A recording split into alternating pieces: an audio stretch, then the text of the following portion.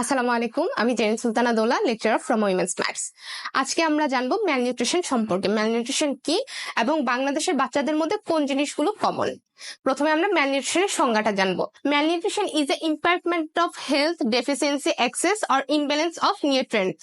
অর্থাৎ আমাদের স্বাভাবিক জীবনযাত্রায় ব্যাঘাত ঘটে বা দুর্বলতা সৃষ্টি করে যেগুলো কারণে, যেরকম কোনো একটা নিউট্রিয়েন্টস বা নিউট্রিশনের ডেফিসিয়েন্সি, কোনো নিউট্রিশনের পরিমাণ বেশি হয়ে গেলে বা ভারসাম্য হারিয়ে ফেললে তখন আমাদের স্বাভাবিক জীবনযাত্রায় ব্যাঘাত ঘটাকে আমরা বলছি ম্যালনিউট্রিশন।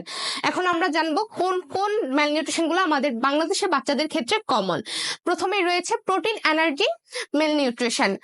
যে জিনিসগুলো হচ্ছে প্রোটিন বা ক্যালোরিসের কম বা বেশির কারণে যে সমস্যাগুলো দেখা দেয়, যে জিনিসটা আমাদের বাচ্চা বা হচ্ছে ইয়াংদের ক্ষেত্রে কমন, এটার সাথে আমাদের অ্যাসোসিয়েটেড রয়েছে diarrhoea, tuberculosis, worm infestation etcetera. এখন আমরা জানবো vitamin and other micronutrients deficiency সম্পর্কে। আমাদের শরীরে যদি ভিটামিনের মাত্রা পরিমাণটা কমে যায় আমাদের চাহিদার তুলনায়, তখন আমরা বলছি ভিটামিন অ্যান্ড মাইক্রোনিউট্রিয়েন্টস ডেফিসিয়েন্সি।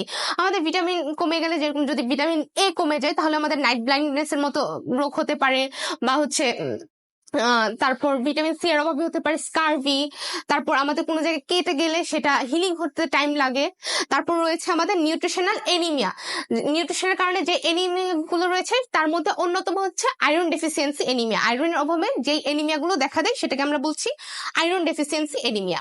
তারপর আমাদের রয়েছে আয়োডিন ডেফিসিয়েন্সি ডিসঅর্ডার, যেটা হচ্ছে শরীরে আয়োডিনের পরিমাণ কম থাকলে, চাইতে কম থাকলে সেটাকে আমরা বলি আয়োডিন ডেফিসিয়েন্সি ডিসঅর্ডার। তার মধ্যে সবচাইতে কমন সেটা হচ্ছে গয়টার।